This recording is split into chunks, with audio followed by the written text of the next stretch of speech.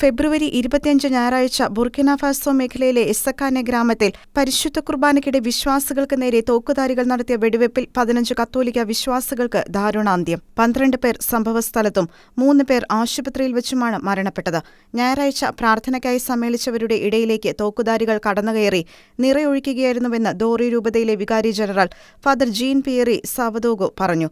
ഈ വേദനാജനകമായ സാഹചര്യത്തിൽ വിശ്വാസത്തെ പ്രതി മരിച്ചവർക്കു വേണ്ടിയും മുറിവേറ്റവരുടെ സൗഖ്യത്തിനായും രാജ്യത്ത് മരണവും നാശവും വിതയ്ക്കുന്നത് തുടരുന്നവരുടെ മാനസാന്തരത്തിനായും ദൈവത്തോട് പ്രാർത്ഥിക്കാൻ ഏവരെയും ക്ഷണിക്കുന്നതായും അദ്ദേഹം പ്രസ്താവനയിൽ വ്യക്തമാക്കി.